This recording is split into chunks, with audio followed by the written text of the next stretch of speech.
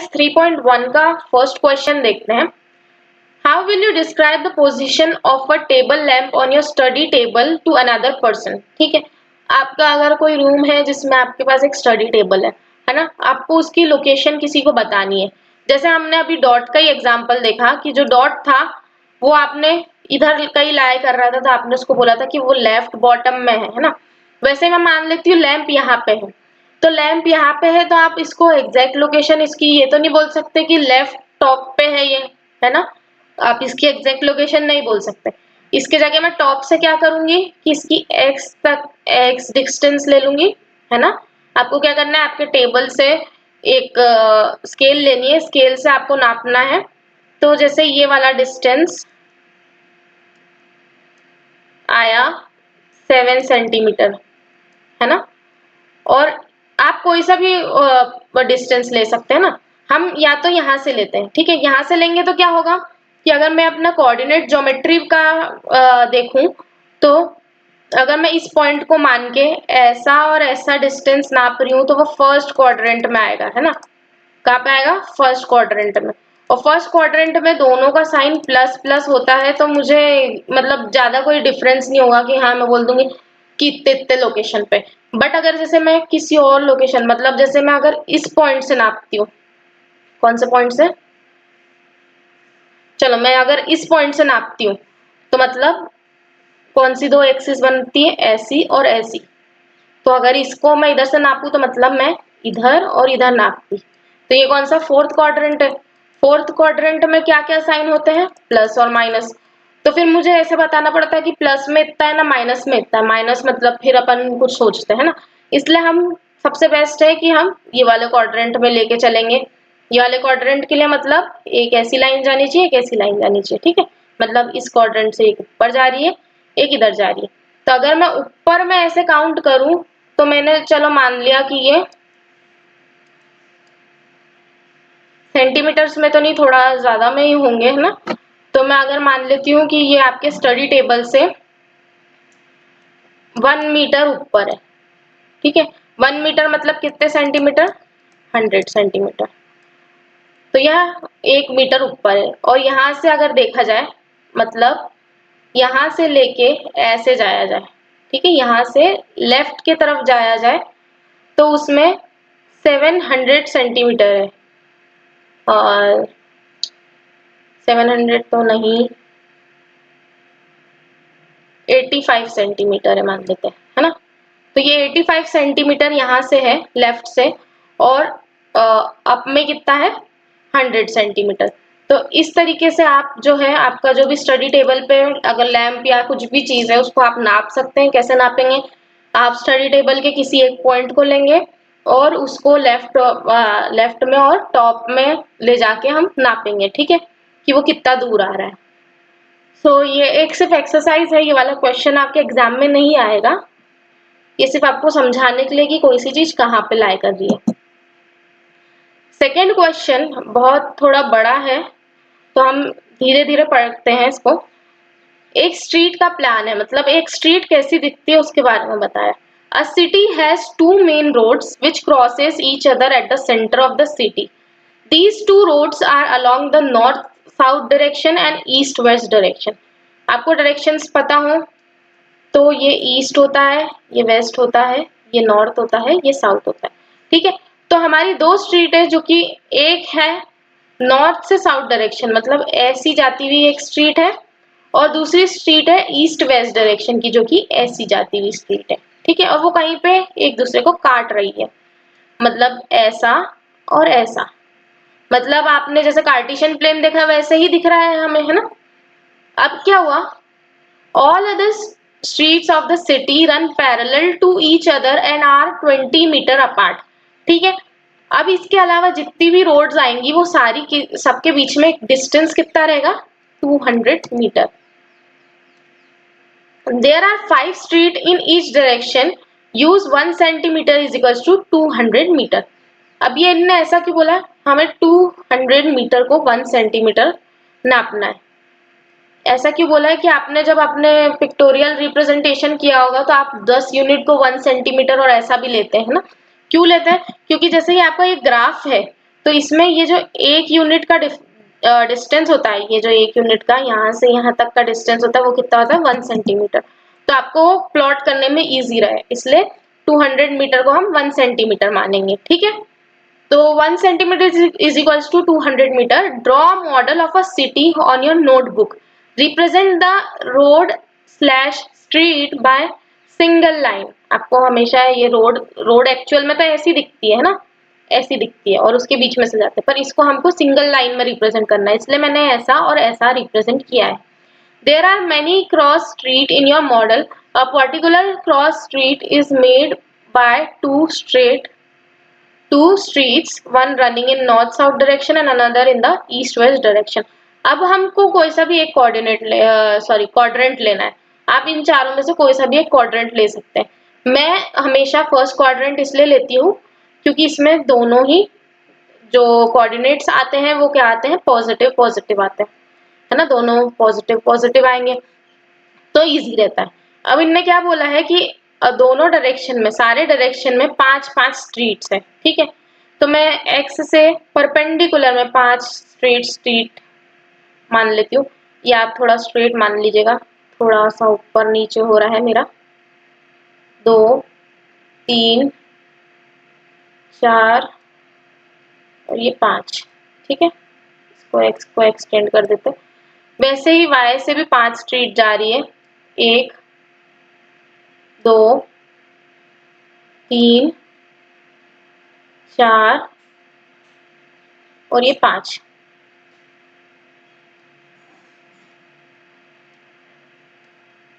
ठीक है। ऐसी 5 स्ट्रीट इधर से ऐसे जा रही है और 5 स्ट्रीट ऐसे इधर से जा रही है, ठीक है। अब क्या बोला है, a particular cross street is made by 2 street, one running in the north south direction and another in the east west direction. जो एक नॉर्थ साउथ डायरेक्शन की एक स्ट्रीट मान लेते हैं ये, और एक ईस्ट वेस्ट की जो स्ट्रीट मान लेते हैं ये, इनके बीच का जो इंटरसेक्शन है, ये वाला पॉइंट, इसको हम बोलेंगे, क्या बोलेंगे, क्रॉस स्ट्रीट बोलेंगे, है ना। अब क्या है, each cross street is referred to the following manner. If the second street running in the north south direction and fifth in the east west direction meet at some crossing point, then we can call this cross street as 2,5. क्या बोला गया है, धीरे धीरे पढ़ते हैं। each cross street is referred कैसे, if the second street running in the north south direction, north south direction कौन सा, ये और ये, यहाँ से सेकेंड स्ट्रीट जो रहेगी, नॉर्थ से यहाँ की जो सेकेंड स्ट्रीट रहेगी, है ना, सेकेंड नंबर की स्ट्रीट, इस वाले डायरेक्शन की सेकेंड नंबर की स्ट्रीट, 1 2, ये वाली सेकेंड स्ट्रीट है ना। और and the fifth in the east west direction meet at crossing point. इधर से, कहाँ से, ईस्ट वेस्ट डायरेक्शन की, अब इधर से पहला मैंने ये मान लिया, ठीक है, ये वाली लाइन आएगी, है ना। और ईस्ट वेस्ट डायरेक्शन से 5वीं लाइन, 1 2 3 4 5, मतलब ये वाला पॉइंट। इस वाले पॉइंट को उन्होंने क्या बोला है कि इस वाले पॉइंट का नाम है 2,5। तो आप बोलोगे कि हाँ ऐसे ही रहता है, अगर मैं इसको 1 2 3 4 5 करूं और इसको भी 1 2 3 4 5 करूं, तो बिल्कुल ये 2 और 5 ही है, इसका नाम, है ना। तो आपने जो भी बोला वो सही बोला, ठीक है। ऐसा इसका नेमिंग कन्वेंशन है। अब क्या है, use this convention, find how many cross street can be referred to as 4,3। 4,3 कहाँ लाया करेगा, यहाँ से 4 और यहाँ से 3, मतलब ये वाला पॉइंट, ठीक है। ये वाला पॉइंट क्या कहलाएगा, 4,3। अब इनने पूछा है कि और कोई भी क्रॉस स्ट्रीट्स, मतलब ये जितने भी पॉइंट्स हैं इनमें से कोई सा भी ऐसा पॉइंट है जो जिसको हम 4,3 बोल सकते हैं, नहीं। जब हमारी नंबरिंग कहाँ से चालू होती है, पहले हम एक्स एक्सिस लेते हैं, फिर हम वाई एक्सिस लेते हैं। तो 4,3 सिर्फ इसी जगह पे लाई कर सकता है, उसके अलावा और कहीं पे लाई नहीं कर सकता। तो how many cross street can be referred to as 4,3? Only 1। Similarly how many cross streets can be referred to as 3,4? ये 3 है और 4 यहाँ पे, तो ये पॉइंट यहाँ पे लाया करेगा, कौन सा, 3,4। अब पूछेंगे कि 3,4 और कहीं पे भी लाई कर सकते हैं क्या? नहीं, हर एक एक पॉइंट का अपना अपना अलग अलग कोऑर्डिनेट है। कोई भी पॉइंट 3,4 यहाँ भी हो और 3,4 और कहीं पे भी हो, ऐसा नहीं हो सकता, है ना। सारी वैल्यूज यूनिक होती है, तो इस वजह से how many cross streets can be referred to as 3,4, तो इसका आंसर है ओनली 1।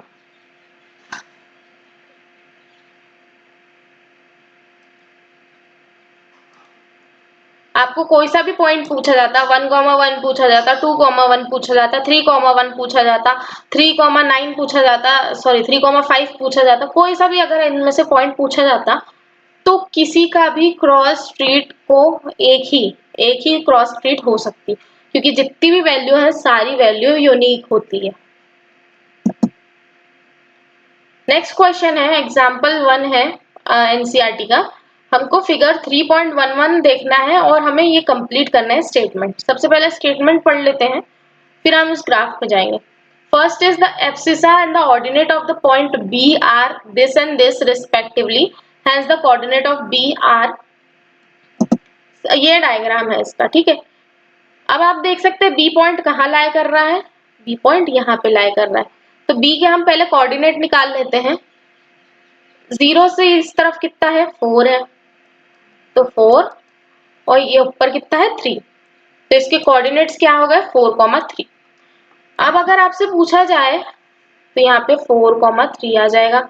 अब आपसे कभी भी पूछा जाए कि किसी का एब्सिसा कितना है, मतलब x में कितना डिस्टेंस है, तो x में उसका डिस्टेंस था 4, तो यहाँ पे आ जाएगा 4, और ऑर्डिनेट मतलब उसका y में कितना डिस्टेंस था, तो उसका 3 डिस्टेंस था, ठीक है। नेक्स्ट क्वेश्चन सेम है फॉर m। m पॉइंट को देखें, m पॉइंट यहाँ पे क्या आ रहा है, -3 आ रहा है, और यहाँ ऊपर में कितना आ रहा है, 4 आ रहा है, +4, क्योंकि सेकेंड क्वाड्रेंट में माइनस और प्लस होते हैं, यहाँ पे प्लस प्लस होते हैं, प्लस प्लस, यहाँ पे माइनस प्लस होते हैं, सॉरी माइनस माइनस होते हैं, और यहाँ पे प्लस माइनस होता है ना। तो -3 और 4 इसके कोऑर्डिनेट्स हो गए।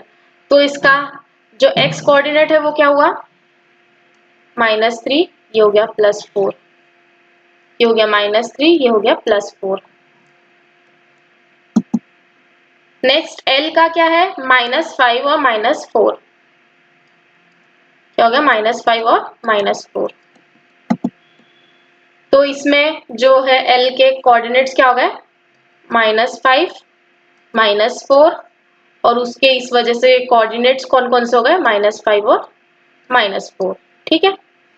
अब वैसे ही x coordinate, y coordinate of point S, S के कौन कौन से होंगे, सबसे पहले x एक्सिस पे देखा जाएगा 3, और y एक्सिस में -4, तो 3 और -4 इसके कोऑर्डिनेट्स है। तो यहाँ पे 3 और यहाँ पे -4, और यहाँ पे भी 3 और -4। आपको हमेशा चेक करना है कि पहले x एक्सिस और y एक्सिस ही दिया है ना इस फिल इन द ब्लैंक्स में, क्योंकि कई बार ऐसा होता है कि आपको कंफ्यूज करने के लिए वो एग्जाम में पहले y कोऑर्डिनेट और फिर x कोऑर्डिनेट बोल दें। कोऑर्डिनेट्स तो हमेशा x और y के फॉर्म में ये ऐसे ही आएंगे, पर यहाँ पे पहले y कोऑर्डिनेट और फिर x कोऑर्डिनेट भी बोल सकते हैं ना, तो उस चीज का ध्यान रखना है। Now example 2, write the coordinate of the point mark on the axis in figure 3.12। ठीक है, ये जो इनमें आपको पॉइंट्स दिख रहे हैं A, B, C, D और E, इनके आपको कोऑर्डिनेट्स बताने हैं, ठीक है। तो आपको पता है कि अगर कोई पॉइंट x एक्सिस पे लाई करेगा तो उसके कोऑर्डिनेट x, 0 होते हैं। तो इसके x कोऑर्डिनेट कितना है, 4 है, तो इसकी वैल्यू है 4, 0। क्यों, क्योंकि हम इधर से देखें तो 4 यूनिट आ गया है x एक्सिस में, और y एक्सिस में कितने गए, 0 यूनिट्स। वैसे ही अगर मैं B पॉइंट का बोलूं तो इसके कोऑर्डिनेट है 0, 3। क्यों, क्योंकि हम x एक्सिस में 0 टाइम्स गए हैं और y एक्सिस में हम 3 यूनिट्स गए हैं, ठीक है। वैसे ही C पॉइंट जो है, इसके अगर मैं कोऑर्डिनेट्स बोलूं तो ये हो जाएंगे -5, 0। क्यों, क्योंकि x एक्सिस में हम -5 गए और y एक्सिस में हम कहीं पे भी नहीं गए। D पॉइंट्स का ऐसे ही जो पॉइंट है वो आएगा 0, -4। x एक्सिस में हम कहीं पे भी नहीं गए और y एक्सिस में हम -4 नीचे आए, है ना। और वैसे ही ई पॉइंट जो है ये आपको बताया गया कि 1 से थोड़ा पहले मतलब 21/3 पोजीशन पे लाया करता है। तो इसका x एक्सिस 21/3 होगा और y एक्सिस इसका 0 रहेगा। तो इसके कोऑर्डिनेट हो जाएंगे 21/3, 0। ठीक है। Exercise 3.2 question number 1. Write the answer of each of the following questions. What is the name of horizontal and the vertical line drawn to determine the position of any point in the Cartesian plane? ठीक है। तो आपने Cartesian plane देखा हो तो ये horizontal और vertical lines को हम क्या बोलते हैं? इसको हम एक्स एक्सिस बोलते हैं और इसको हम वाई एक्सिस बोलते हैं, है ना। तो इसका आंसर है x axis and y axis, जिसको हम एक्स एक्सिस को हम एब्सिसा भी बोलते हैं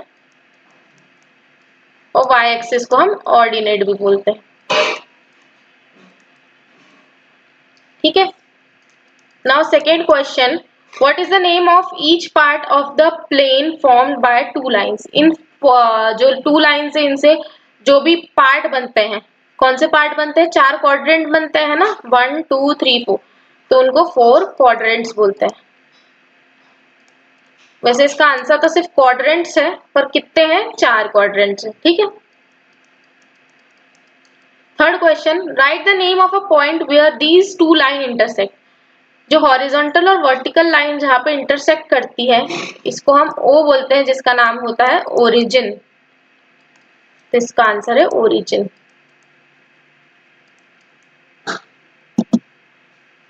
question 2, see figure 3.14 and write the following.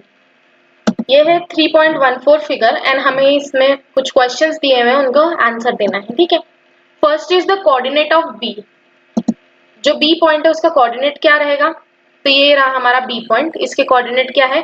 -5, 2। तो हम इस पे लिख देते हैं -5, 2।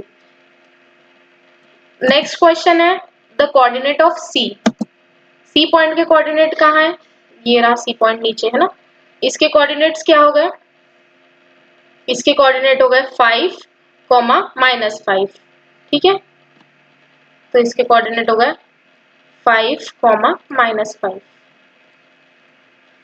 नेक्स्ट है the point identify by the coordinate -3, -5।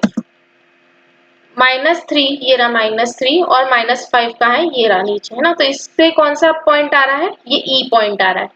तो इस थर्ड क्वेश्चन का आंसर है E. Next is the point identify by the coordinate 2, -4। तो 2 ये रहा, -4 ये नीचे रहा, तो इससे कौन सा पॉइंट आ रहा है? ये जी पॉइंट आ रहा है। तो इसका आंसर है G. Next is the abscissa of point D. D point कहाँ पे है? ये रहा इधर, है ना। इसका एब्सिसा पूछा है, मतलब एक्स कोऑर्डिनेट विच इज 6। तो इसका आंसर हो जाएगा 6। The ordinate of point H. H point कहाँ है? यहाँ है। ऑर्डिनेट इसका क्या हो गया? -3।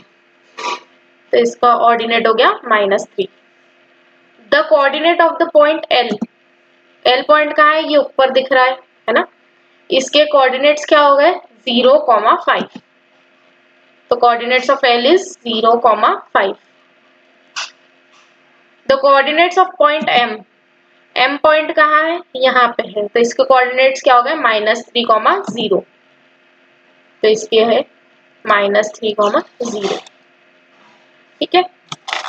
तो ये सारे ऐसे टाइप के क्वेश्चंस आते हैं, ये आपके प्रैक्टिस के लिए ज्यादा इंपॉर्टेंट रहते हैं कि इसमें आपने सारे टाइप के क्वेश्चंस देख लिए। ठीक है।